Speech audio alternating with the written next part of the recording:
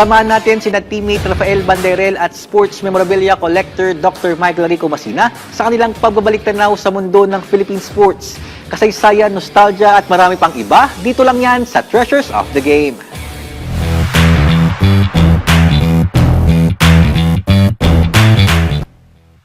Teammates, magandang umaga and welcome sa isa na namang episode ng Treasures of the Game. Nandito tayo sa The Hobby Stadium. Yes, teammates, nasa The Hobby Stadium pa rin tayo. Ako po ang inyong host na si Rafael Banderel at kasama ko syempre ang ating subject matter expert na si Dr. Michael Rico Masina. Doc, magandang umaga sa iyo. Magandang umaga, Raf, at magandang umaga rin sa ating mga teammates na nanonood sa Treasures of the Game. Papansin mo ba, Raf, ibang ating background ngayong umagang ito? Parang na-transport tayo. Nasaan ba tayo, Doc? So actually, nandito pa rin tayo sa Hobby Stadium, pero nandito tayo sa VIP room. Meron palang VIP room dito sa Hobby Stadium. At kung gusto nyo ma-experience itong lugar na to, teammates, pwede nyong puntahan to, pwede nyong rentahan with your friends and family. Pero ngayong episode, Doc, meron na naman tayong featured collectors. Sino ba ang ating mga kasama ngayong episode? So ngayon, nandito tayo sa VIP room kasi very important din yung ating mga guests ngayong araw na ito. So sila ay mga kilalang mga Ginebra fans at mga Ginebra collectors din.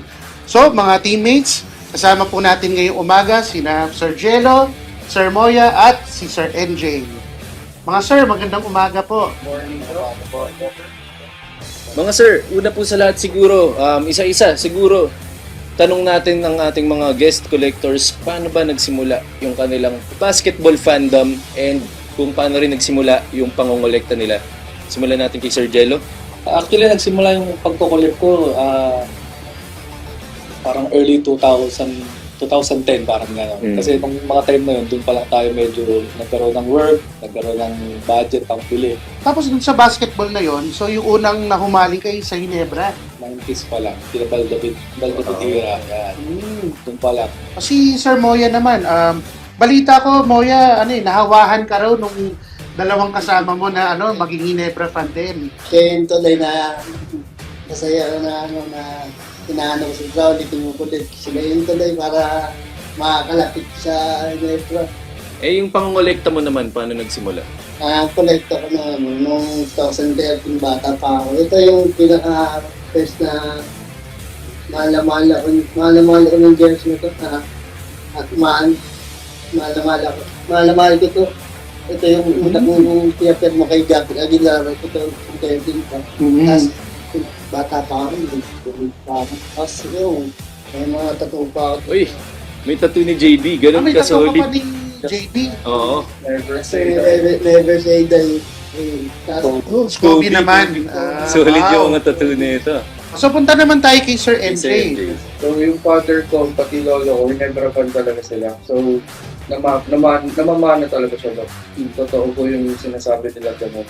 Tapos, bata pa po ako nun, parang ang saya sa feeling na makalapit sa players. Before kasi sa upper box kami nanonood.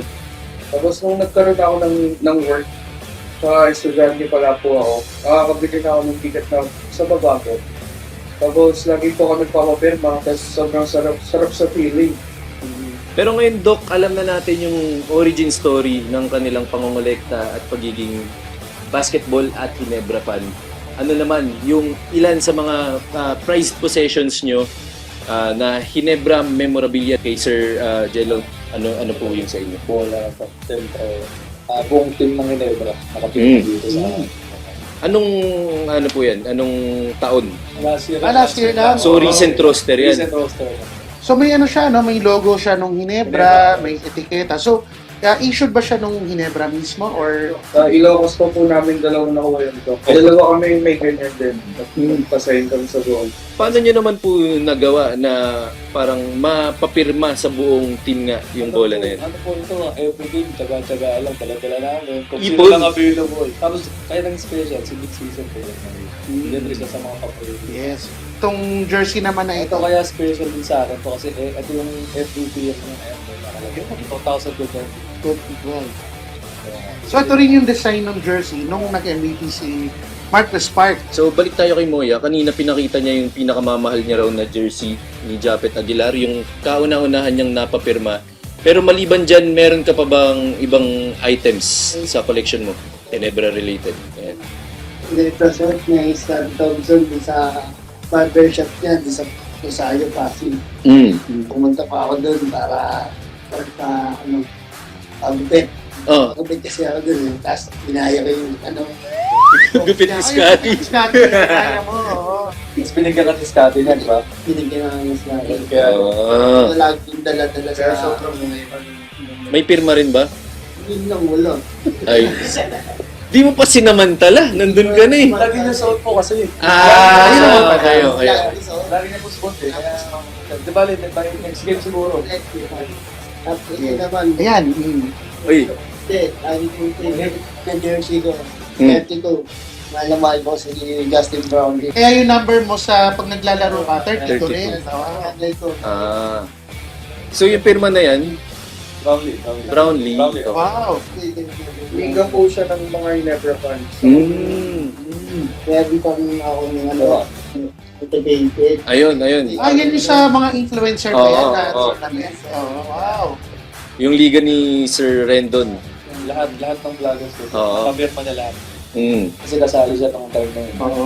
Tingin ko lipat naman tayo kay Sir MJ dun sa dulo. oo.